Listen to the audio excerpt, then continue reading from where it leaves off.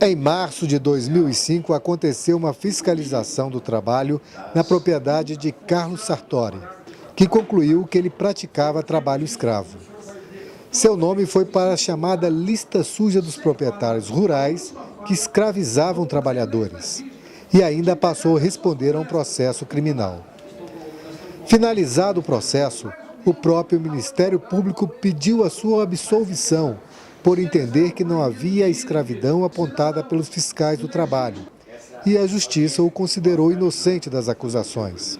Todo o seu drama e sofrimento foram relatados em depoimento à CPI. Para toda a sociedade, quem está atrás disso?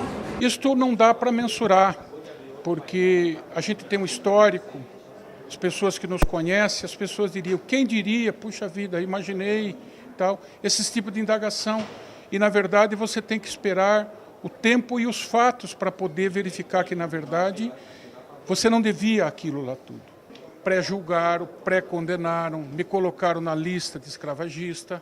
Algumas vezes, ao ligar o rádio, eu via o mesmo nos jornais, porque isso estava aberto na internet, esses escravagistas, essa lista suja que eles chamavam, né? Além do fato dos frigoríficos que exportam não comprarem mais o meu gado, além de eu comprar insumos de multinacionais e se negarem a vender para mim, porque eu estava nessa lista. Enfim, uma infinidade de retaliações políticas, certo? Voltadas por um fato que, na verdade, foi inventado.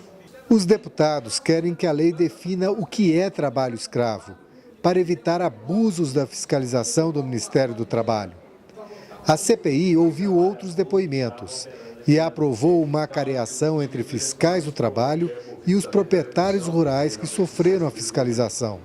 É preciso que fique bem esclarecido e a CPI vem dar oportunidade ao Carlos Sartori para que ele pudesse, como vítima desse processo, como fiscalizado que foi, como punido que foi, existe um processo e que terminou com a proposta de uma audiência pública para a cariação das pessoas envolvidas nessa questão da denúncia e da apuração das denúncias com relação ao Ministério Público do Trabalho, à Delegacia Federal do Trabalho, ao próprio